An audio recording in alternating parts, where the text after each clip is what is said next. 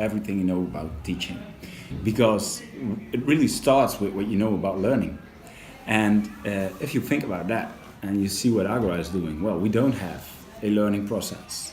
We don't have any course. We have a learning process, of course, but it's without courses, it's without classes, it's without timetables, it's without age groups. And we learn children to set and achieve their own goals. And well, 4 years ago we had like 30 students, and it's 250 at the moment. So we're growing, and we're growing. If it was up to the people around us, we'd grow even faster. But well, we're not up to that job yet, because it's about quality as well, of course. Well, I want to tell you a story about how we stopped teaching, and it's going to be a story about becoming a successful school based on inspiration and motivation. And as you can see on the screen, we believe that a school has to be a good mix between Harvard University, where you can get all the knowledge of the world. Well, everybody with an internet connection can do that. So every school can be that. It should be also a bit of Buddhist monastery, a place where everybody feels at ease and can be himself and feel welcome. And it also should be the biggest creative laboratory you can imagine. So you should be able to build a go-kart, a robot, a nice sweater, or a piece of pants. And on top of that, we should enable children that school has to feel like a marketplace as well. A place where you can debate, where you can interact, where you can see new things and get inspired by others. Or even better, inspire others. That's what it's all about. And it should help. It of course helps when it feels and looks like Disneyland. A place where you can be happy and be amazed and get inspired and feel welcome. Feel welcome by the staff. Because think about what the staff is doing in Disneyland and what the teachers are doing at school. That's the total opposite. So, since I've been working for Agra, and I've been in education since the year 2000, and I'm working here now for my 4th year. And since I'm working here, the one thing I really started to learn here is that we should trust fully in the fact that children want to learn. And if you doubt this fact, well, you're selling them short. You're really selling them short. And of course, when I give these lectures, a lot of people are getting question marks above their head. You can always almost see them. But I always tell them that what they are doubting is that children don't want to learn what they want to learn. But that doesn't mean children don't want to learn. They always want to learn. And we should adjust to that, to inspire them and be great. So when I started in 2000 as a teacher, they told me that I had to do methods of differentiation in the classroom. And I don't know if you know the proper explanation of that, but I've brought it with me. It's the process of finding the derivative or rate of change of a function. And the practical technique of differentiation can be carried out by purely algebraic manipulations using 3 basic derivatives for rules of operation and the knowledge of how to manipulate functions. And when I tell this, my classroom reacts at the same way as you are reacting now, because they're getting a lot of question marks. But I tell them that I'm the mathematics teacher this year, and I have to tell them how methods of differentiation work. So I give them some examples. For instance, if there is a function f(x) is x to the power of n, then the derivative of that will be nx to the power of n minus 1. And I still see some question marks, so I brought an even simpler example. Suppose I put 9 in the place of the n, then the derivative will be 9x to the power of 8. And at this point in my lessons, I never got this far. Because like halfway, I had to police the whole classroom. And the reason for that is quite easy. Because at my previous school where I had to do this, we had a great schedule guy who made the roster for next school year, and he already did that in May, and he didn't know any of the students. And we had a great algebraic method, a book. And when you combine those two, that algebraic method and the schedule I have with my children tells me that I have to do this lecture on Monday, the 3rd of August, or the 3rd of January. And we don't take the kids in acquaintance. So that's the main problem of education. So then it's not wrong and strange that I had to do the police office as a job. And it gets really interesting, because what I'm doing then is saying to a couple of students, hey, shut up, I know you're smart, but he's stupid and you have to be silent, because otherwise he wouldn't get the explanation. And to the stupid guy I say, well, I know you're stupid, but just write everything down, maybe I'm able to explain you after school. And then we're asking ourselves why children are annoying other children. I started it. And that wasn't the reason why I came in education. I would have become a police officer if I wanted to do stuff like that. So we need to get that out of there. And that's why we don't have any groups at Agora. We only give lectures on voluntary basis. And most of those lectures are organized by students who want to know this stuff, who are up to know it.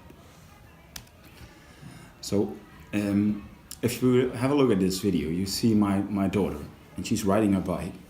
And I brought this video because when she was like, well, at a certain point, one of my neighbors brought the bike. And she said, well, my daughter's name is Alice. And she said, well, when Alice is bigger, she might be able to ride it. Here it is. And that was at the point that my daughter had a tricycle, you know, with the pedals on the front wheel. And she couldn't get them around because, well, too much friction or too less muscles or something like that. And my daughter just said to me, well, Daddy, make it fit. And she was correct. So I lowered everything down, put her on it, and started running. And you know where it is. After 15 minutes, they cry, you can get it, go inside. And the day after that, she came up to me again. Please help me to ride the bike again. And the same thing happened. Like after 20 minutes, she cried, we went inside. And on the 4th day, she came up to me and said, I want to try to ride the bike again. And after 5 minutes, she said, well, stay here, Dad. And she just cycled this piece without any side, never had any side wheels on, anything. And why I'm mentioning this is because I had one of my neighbors coming over immediately after this.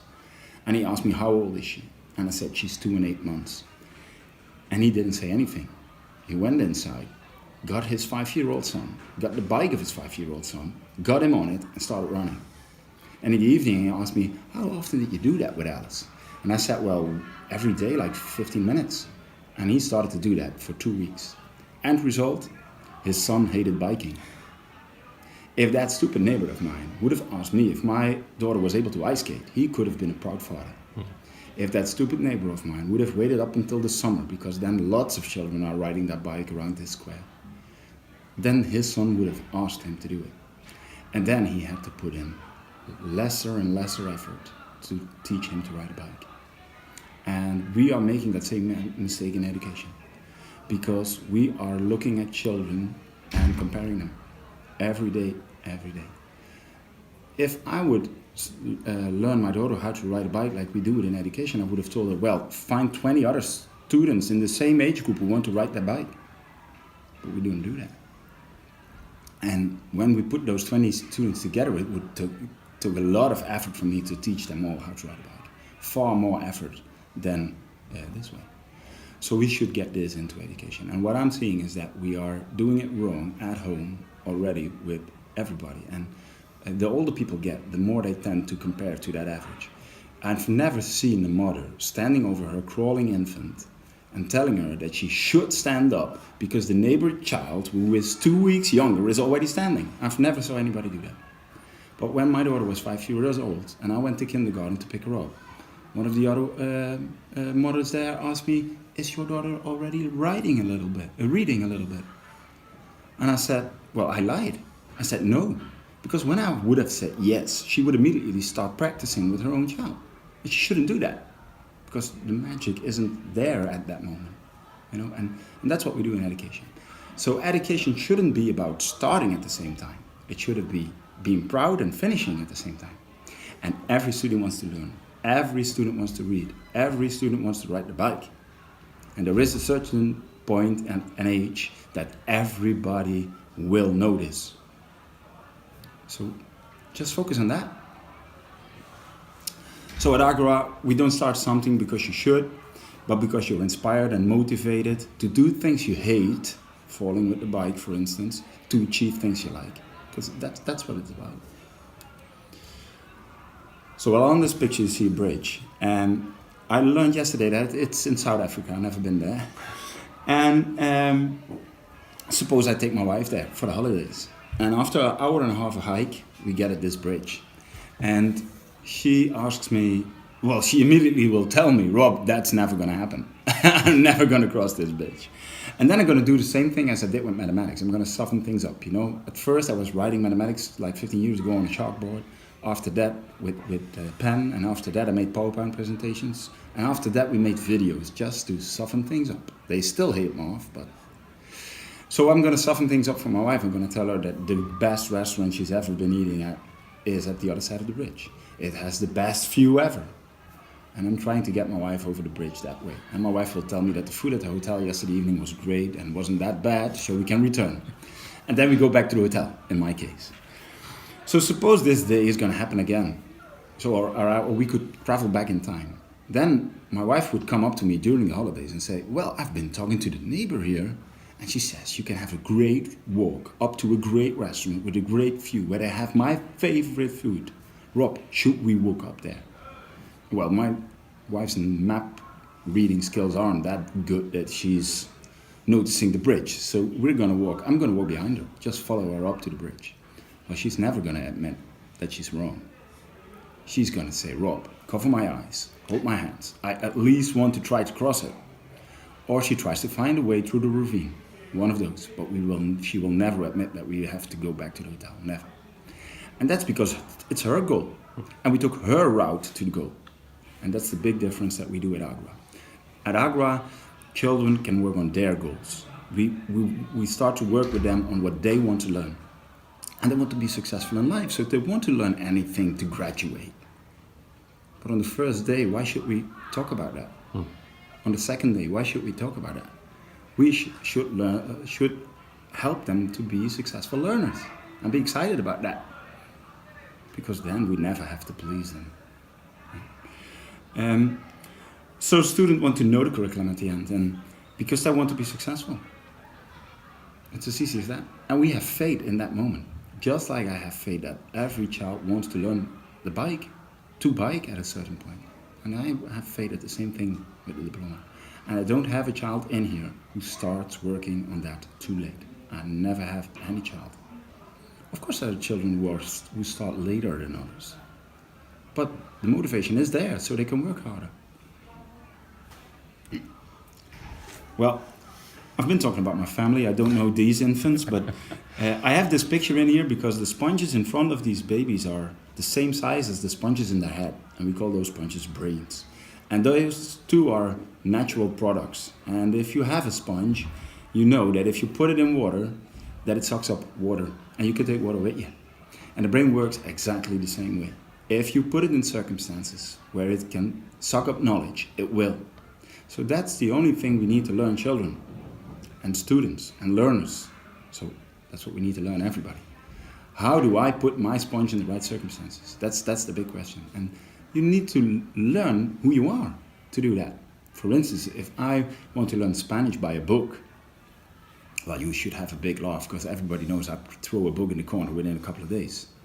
But if I'm going to tell you that I want to learn Spanish together with you, and that we're going to do it by debating about Belgian beer, and that we are going to have meetings every Tuesday evening, and I'm going to introduce Belgian beer in Spanish to you, and I give you a topic list in Spanish as well with it, and you are going to bring that list next week, and you have translated it into Dutch or in English in your case. Then we're learning Spanish together in a way we're both motivated.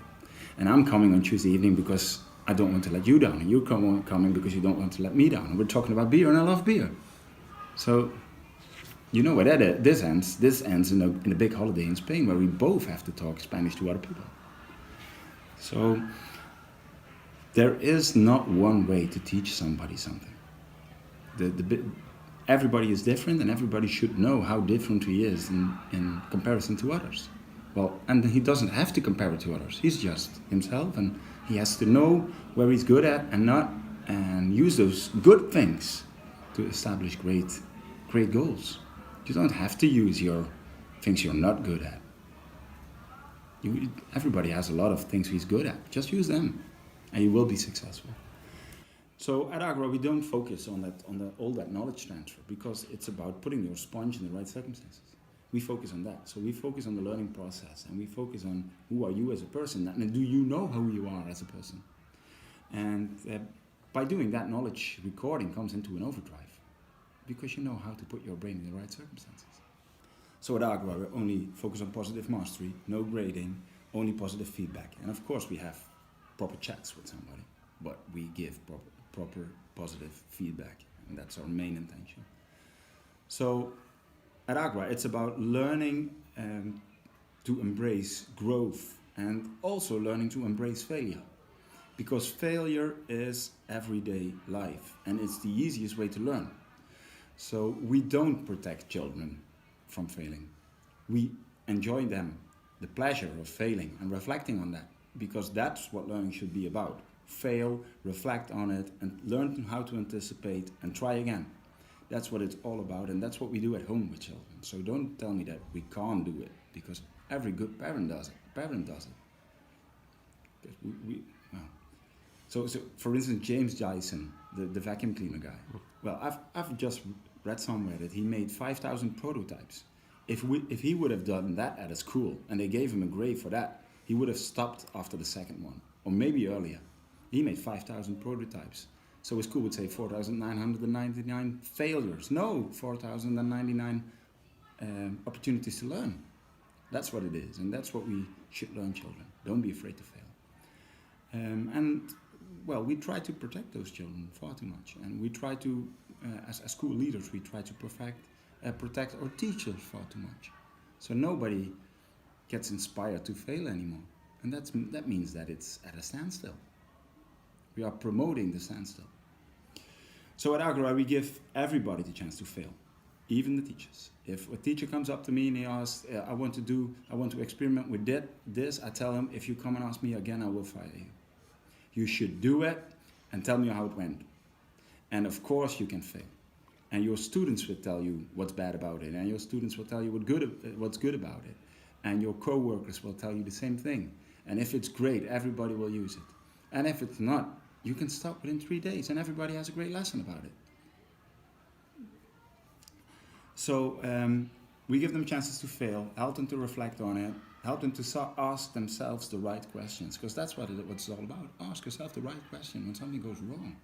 Or it doesn't go wrong, but it doesn't go as expected. And that's very normal, because that's learning.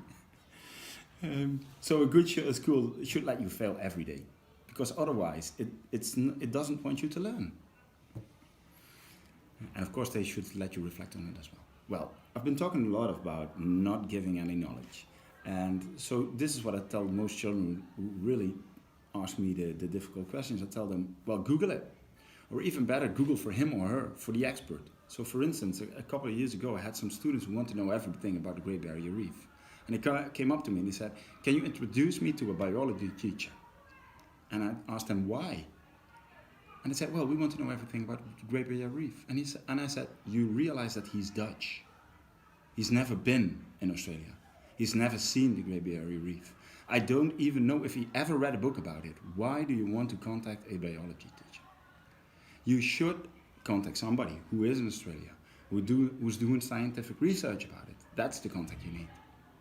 And within a couple of days, I had 12-year-olds trying to write a formal letter in English to contact a guy in Australia who's doing research about it.